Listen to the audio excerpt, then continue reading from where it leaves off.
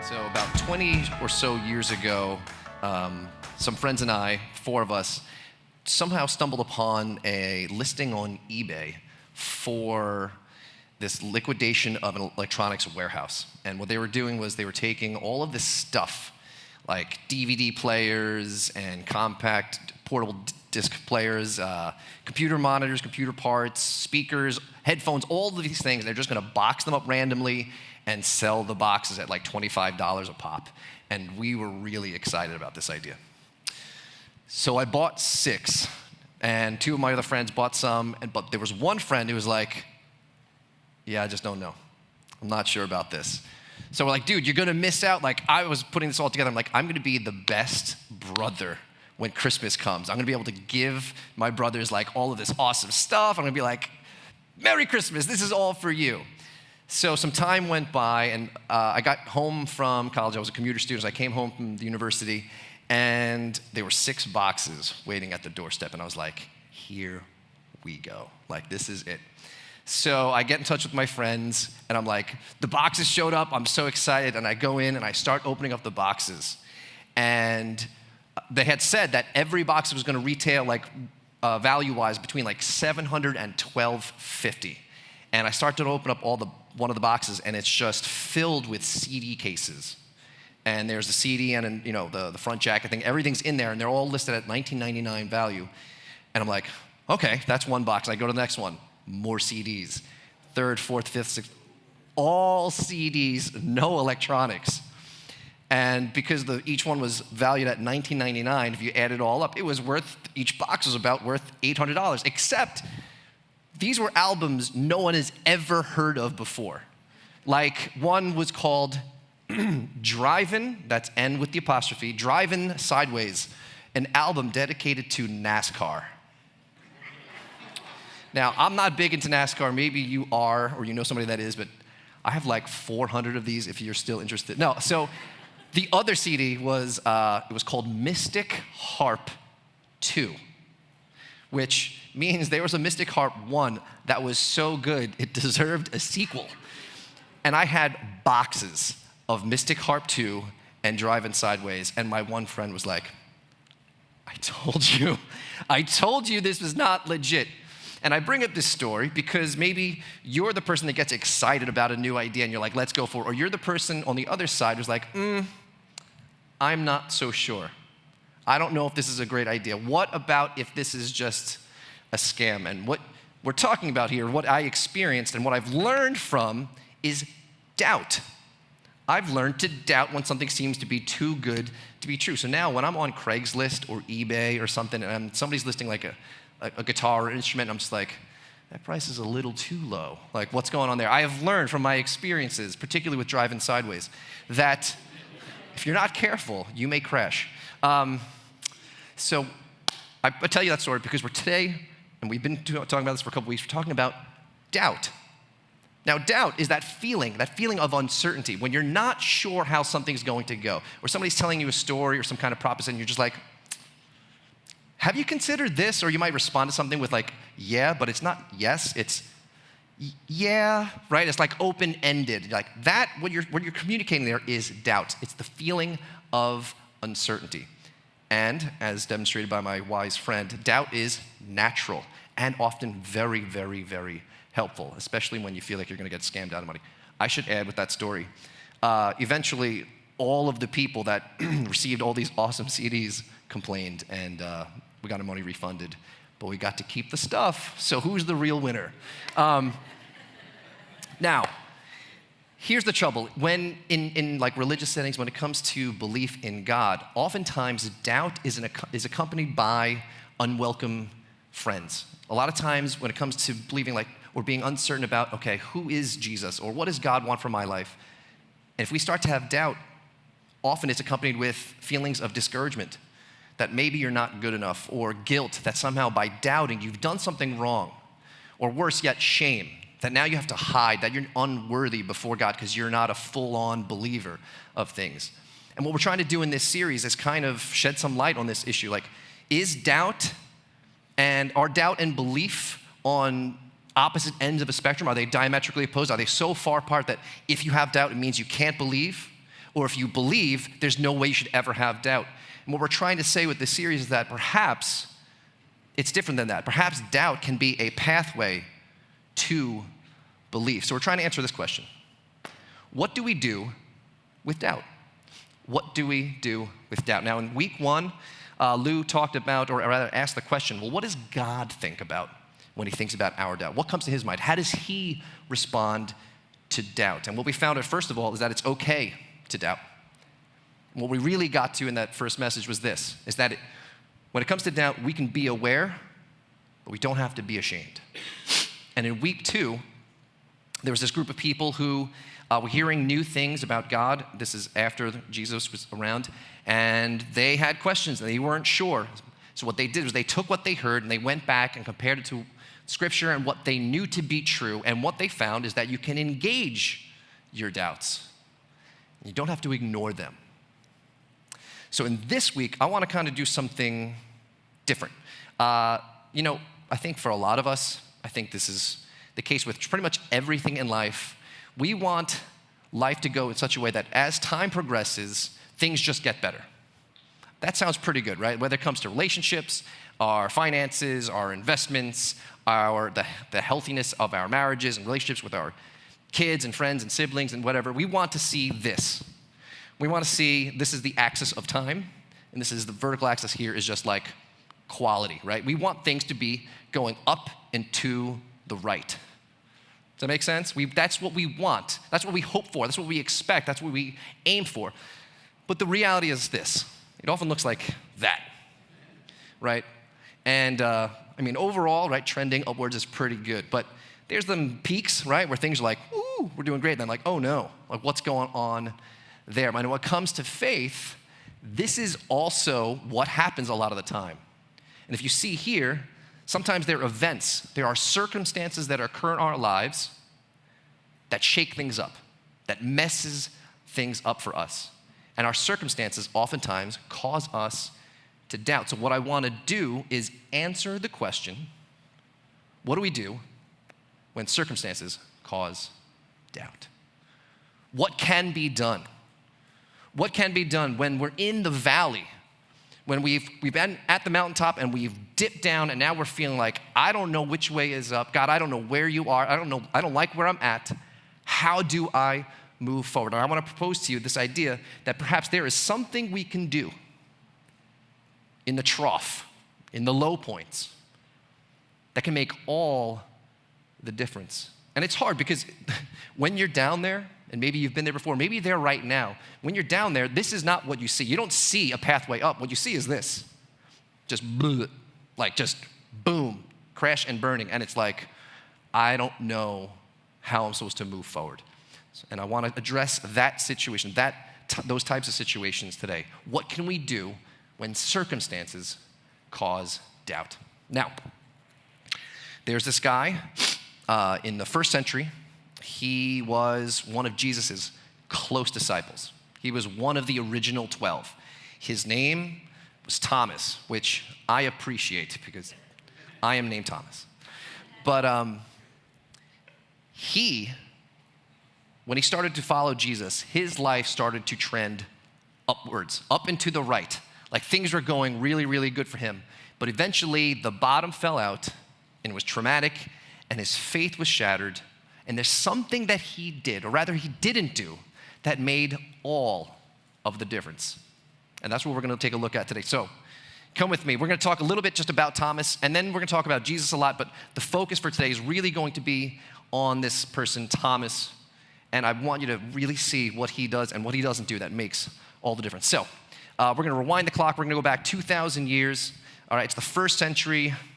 Jesus' ministry is taking off. People are constantly trying to see and hear him because the things that he is saying about God are very unique. And they're like, I want to know more and more and more. And Thomas is on board, and it's going really, really well. And he is committing his life to following this guy, Jesus. And at one point, Jesus finds out that his close friend, Lazarus, is dying and actually dies. And he reveals to his disciples, like, look, I have to go back to where Lazarus is. I have to go back. This is part of what I need to do. And Jesus says to them, Jesus said to his disciples, "Let us go back to Judea." And they respond, and you'll see, like, this is a good response. "But Rabbi," that is teacher, they said, "a short while ago the Jews tried to stone you, and yet you're going back." Their response is important for two reasons. One, they're like, "Jesus, we were just there, and the religious leaders were trying to come up with ways to take you out permanently." Like, they're not trying to, like, just get you to leave. They want to kill you. They want to throw rocks at you until you die because you're messing up their way of life and they're feeling threatened. So, one, we're a little bit concerned about you. Also, we're concerned about us because we're probably going to end up going with you and we don't want to die. Are you sure you really want to go back? And Jesus explains to them, "You don't understand. Yes, my friend has died, but this is actually for your benefit. And we're not going to go to that. But this is something interesting that you need to see." Thomas is the only one that speaks up after this, and this is what he says. He says to the rest of his disciples, "Let us also go, that we may die with him." He is all in. He has now built his life on following Jesus, even to the point of death. He's 100% committed.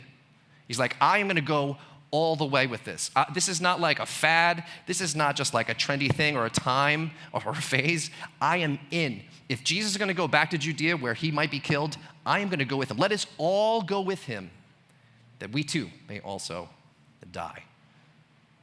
So he was like super engaged. He was super, super committed to following Jesus, even to the point of death. Now we got to fast forward through the story a little bit. Some months go by and they make it back to the area where Lazarus was. They're not killed with stones being thrown at them. And Jesus' ministry reaches its peak. Crowds, hundreds and thousands, are coming to hear Jesus, to just pay attention to the things that he's saying, because he's revealing things about God and about life and about faith that these people, these Jewish people, have never heard before. And he's becoming incredibly famous with regular people. Unfortunately, he's also becoming very infamous with the religious leaders of the day, to the point where their threats to Jesus become legitimate and he becomes arrested. Because, just real quick, they saw Jesus as a threat to the whole Jewish way of life. Like he was going to destroy all of the good they have preserved for thousands of years. Here comes this new guy saying, no, you thought God was like this, but God's really like this. And for the regular people, they're like, this is amazing. But for the people whose job it was to keep the old ways, they were like, we got to take this guy out. He is a problem. So what happens is the religious leaders enlist the help of the government, Rome, and they arrest Jesus. And he is betrayed by one of his own, and then he is tried as a criminal, as like an insurrectionist. And he is then sentenced to death, to execution. And the religious leaders want him crucified. And that's what happens in the story. And I think many of us know how the rest of that story goes, but like, have you ever witnessed somebody die? It's quite traumatic. It's horrible. It doesn't ever leave you. But the way that Jesus died would have just stuck in the minds of his disciples forever, because crucifixion, the way in which Jesus was killed, wasn't very unique. It was perfected. It was practiced regularly by Rome. It was horrible. They would torture and humiliate and mock a person who was a threat to society.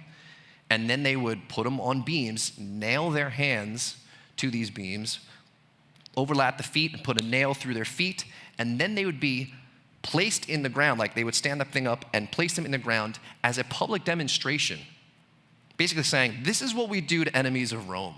This is what we do. We make sure that everyone sees this. You want to get out of line? That's your future. And then it gets worse. Because eventually, if the person didn't die, they would break the legs of the person hung up there so that they couldn't keep themselves up, and then they would collapse and they would stop breathing from too much pressure on their diaphragm. So they would die that way. It was horrifying, and it was very commonplace, and more commonplace than we realize when we talk about crucifixion. And this is what happened to this guy, Jesus. And Thomas, that ultra committed follower of Jesus, saw it happen. And his faith is shattered. When it came to Jesus, they didn't have to break his legs because he had already died. So a soldier goes up to him and actually, just to ensure that he in fact was dead, he stabs him with a spear in his side, and blood and water came out of his side. And Thomas and the rest of the disciples scatter. They're just done. All of their faith died that day. Their trust in this Jesus guy to bring about something new and something different, it ended. Their faith was destroyed because he was killed. And I don't want you to fast forward to the end of this story too quickly, because you have to understand the disciples at this point, they were done. They were done following Jesus. There was no more Jesus to follow. There was nothing for them to do. And I don't know if maybe you've been in that emotional state before. You're just like, God, I don't know how this was your plan. I don't see a way out. I'm in the valley of my faith. I'm in the trough. I'm in the bottom. I'm in the pit of my belief with you. I don't see how this could be good. I don't see how you make a way forward from here. Maybe you've experienced loss. Maybe you've just been frustrated with the world. You just take a look around and you're like, these circumstances don't make any sense. How could God be good if this is what is going on? And if that's how you feel, you're in good company, because that's what the disciples were feeling at this point. A few days go by, and another one of Jesus' followers, Mary, who actually was the sister of Lazarus, the guy I mentioned earlier, she goes to the place where they buried Jesus. She's just mourning. She's going there to mourn. And she notices that the stone over his tomb has been moved. And her immediate thought is not, Jesus is back. That is not her immediate thought. Her immediate thought is, who took the stone? And I got to go in and check and make sure his body is still there. So she goes in and she realizes there's no body. And she immediately runs and goes get two other disciples and says, they took his body. I don't know where he is, but they took him. I don't even know who she's talking about. She keeps saying they took him. Who's the they? So apparently grave robbers have taken the body of Jesus, taken whatever he was buried in, and he's gone. So those two disciples she talked to, Peter and John, run to the tomb, and they look in, and there's no body. And it's at that point for John, he starts to put some puzzle pieces together. And he's like, oh, Jesus mentioned this, that he would rise from the dead. Now, I want to pause for a second. The resurrection is a humongous topic that I cannot get into today, but it's very, very important. So we'll talk about that another time, but I want to come back to this story. So we're going to just go right past this, and I know that's okay, can a man rise from the dead? I know that's a big deal. Can you just go with me on this story for a little bit? All right. Okay, back over here. So Peter and John, after going in there and seeing that Jesus is there, John starts to realize, and they both leave. And then Jesus does these appearances. He shows up to Mary. He's like, I'm back. And she's like, this is amazing. So then she goes and tells the disciples, and they don't even believe her. And then later that day, it says this. Jesus came and stood among them and said to them, peace be with you. Which, if you ever die and come back and visit your friends, that's a great opening line. I just imagine they'd probably be a little freaked out, so be like, hey, peace, we're cool, I'm here, relax, okay? But it feels like, if you read the next line, they don't even understand what's happening. When he had said this, he showed them his hands and his side, as in where the nails were and where he was stabbed with the spear. And it continues. Then the disciples rejoiced. They're like, oh, it is Jesus. We're not hallucinating. That's actually him. And they rejoiced. They were excited when they saw the Lord. So Jesus said to them, again, calm down. Peace be with you. All of the valley you have been in, God is making a way out. Peace be with you. Your faith may have been shattered, but God is taking care of it. Peace be with you. Clearly for them, this was awesome. This was outstanding. Except for Thomas. It says that Thomas was not with them when Jesus came. He wasn't there. Now, we don't know exactly where he was. Maybe he was getting his camel reshoed, or I don't know. I don't know what maybe he got teeth cleaning. I don't know. But he was not there. Now, the disciples, they realize, oh, shoot. We have to tell Thomas, like, he was all in and he was not here. Like, has someone ever tried to tell you something really, really good, something exciting that happened, but like you weren't there to witness it, so it almost feels like bad news, and they're not sure how to inform you of it? Have you ever felt that before? Where somebody's like, I want to tell you about something amazing that we saw today, but because you weren't there, so maybe they had this conversation where it's like, all right, listen, I don't want to have to be the one to tell him. Why don't you tell him? Peter, you say things all the time that get you in trouble. You should speak up. Everyone just expects that from you. Why don't you say it? They're like, you know what, no, forget it. Let's just all tell him together. So eventually they get in touch with Thomas and they said, we have seen the Lord. Which sounds like, yeah, Jesus is back. This is fantastic. But have you ever been the place where like you're in the bottom. You're not at the mountaintop of things, whether it's faith or life, and you're just like, I have questions about this idea of God being good. I just don't feel it right now. And people come up to you and they're like, the Lord is working all things for those, like they just give you Bible verses or whatever, and you're like, it almost feels like an insult. Because you're like, no, I just kind of want to be upset right now. You're trying to tell me, like, no, God's good. He's making a way. Jesus is back. He's on your side. And you're like, yeah, but I don't feel it. So what you're saying sounds ridiculous to me right now. If you've ever been there, this is how Thomas is doing. And here's what he says to this incredibly good news. He says this: unless I see the wounds from the nails in his hands and put my finger into the wounds, into those holes, and put my hand into his side, I will never believe it. Never. This isn't, I don't believe it. It's not just stating a fact that he's having trouble right now believing.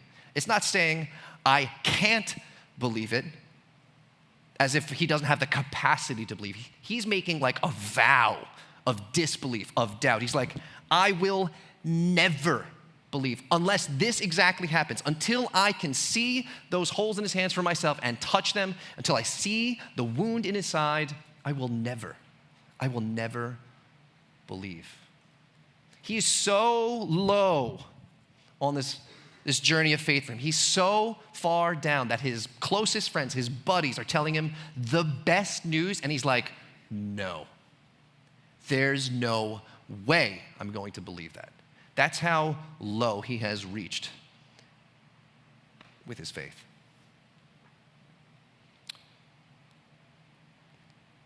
So some time passes. A week, a little more than a week. And the disciples are gathered again. And it says this, and the story dramatically changes. 8 days later, the disciples were again together in the house, and Thomas was with them. Although the doors were locked, Jesus came and stood among them and said, here's that line again, peace be with you. It seems like Jesus is kind of like a ninja here. He's like getting into the house with the doors locked. I'm not sure how he's pulling that off, but he's Jesus. We can go with it. So they're gathered together, and he shows up again, and he says to them, peace be with you. And I love what happens here, but I want the focus not to be on what Jesus says, but more on Thomas. He said to Thomas, put your finger here and examine my hands. Extend your hand and put it into my side. Do not continue in your doubt, in your unbelief, but believe. I love that invitation. Like, come here, check it out. And Thomas makes this beautiful exclamation. And Thomas replied to him, my Lord and my God. This is a beautiful scene. But if you compare this to how you and I go through life, this seems like Thomas cheated the system. that he made this crazy exclamation of like, I will never believe unless I get exactly this thing. And then 8 days later, what does he get? Exactly that thing.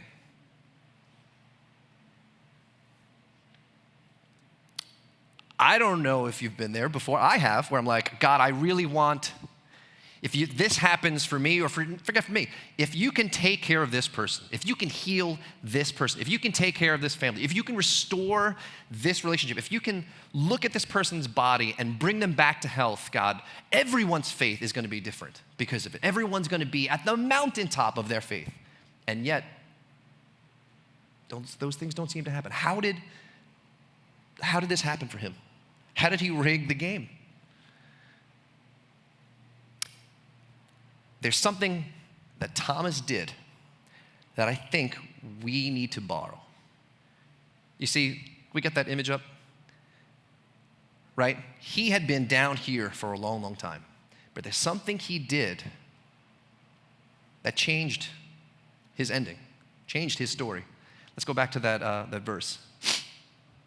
8 days later, and Thomas was with them. He was in the lowest point of his belief, his trust in God, in accepting the idea that God was not just alive, but God was good and involved and cared about him. He could have gone back to whatever his profession was before following Jesus. He could have been, maybe he was a fisherman. He could have gone back. He could have been like, you know what? You guys claim you've seen Jesus. Good for you. I'm done. I am out of here. He could have just left it all behind, but he doesn't. He stayed with them. He kept showing up. Sure, he made this grand confession of like, I am just not believing right now. There's no way I could believe. What I've seen with my own eyes, my circumstances are telling me there's no way I could believe. But he stays with these guys. He keeps showing up. Well, essentially what he does, and this is our tool that we want to walk away with, is that he admits his doubts, but he doesn't quit because of them. He can confess, yeah, I'm right here right now. I don't believe, but I'm not going to quit. I'm going to keep showing up. I'm going to stick with these people.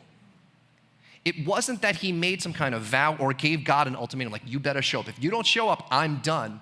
And then God's like, oh no, I better show up for Thomas. I got to make sure I appear to him and give him like what he wants. That wasn't it at all. Imagine if Thomas had left.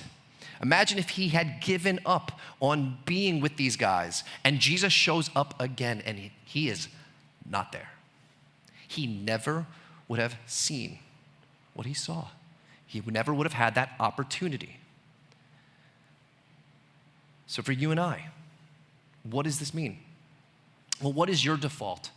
In life, when you're going through life and you have moments of like, mountaintop or up and to the right faith where things feel really good, like you're learning about God, you're praying, you're going to church, you're spending time with other people, and you're like, I feel like God, like I get it, like I'm with God, I'm following Jesus, this is going, but then all of a sudden circumstances change things for you.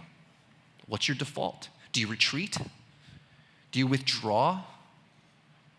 Do you totally abandon and throw it all away? Do you hide?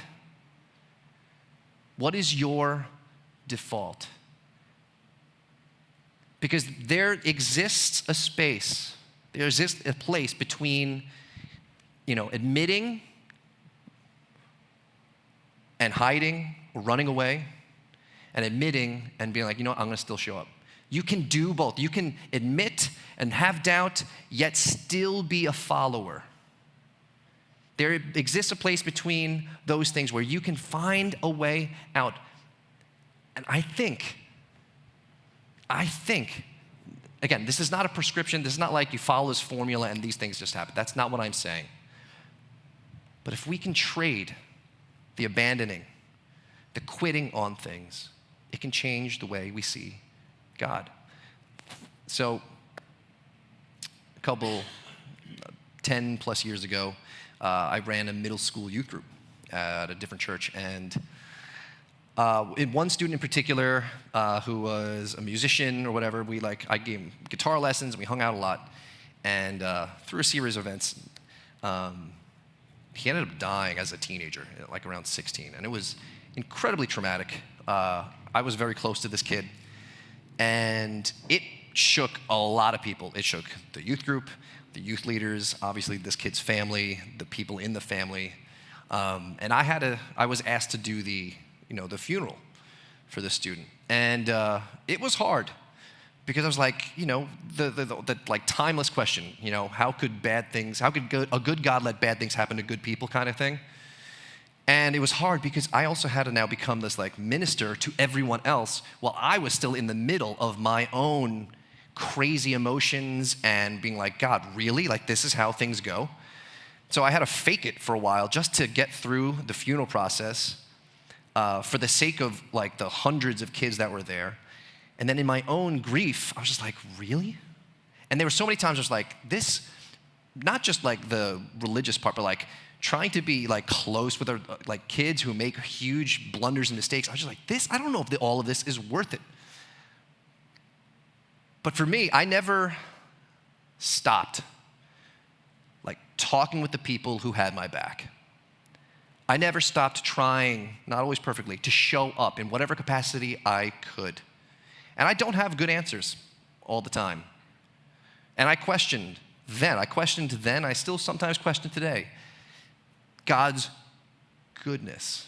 But what I know for sure is that by showing up, by admitting my frustrations, my difficulties, I have seen lots of God's goodness in my life and in the lives of others.